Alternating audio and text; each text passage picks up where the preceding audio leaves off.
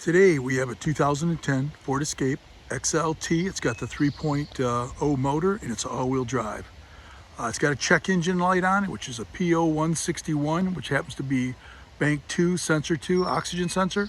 We're going to show you where that's located and how to replace it. This is your 3.0 Ford motor. The firing order on this happens to be 1, 2, 3, and then happens to be 4, 5, 6.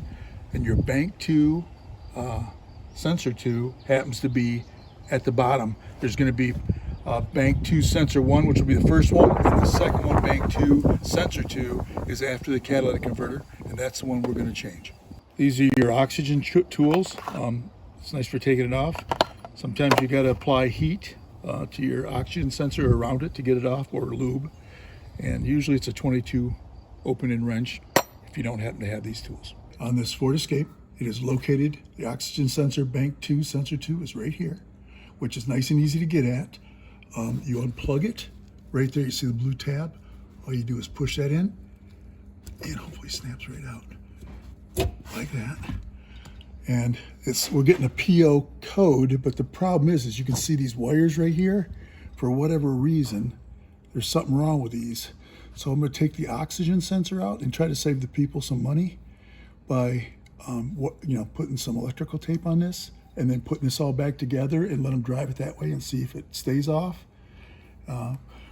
This right here is your oxygen sensor, of course. You want to unplug it first, and you're either going to use a tool, but I already broke this loose with heat right here. So this is a 22, and you just break it loose like that.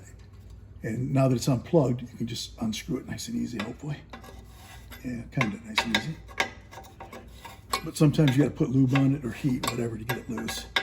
But to hopefully save them a little money, we are going to try the electrical tape on those beforehand. For whatever reason, I don't know if someone's chewing on this, but there's 3 or 4 spots on these.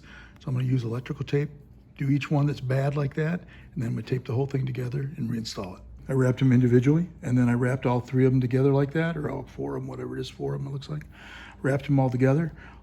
If it was tough to get at this one, you wouldn't do it this way. You just put a new one in, be done with it.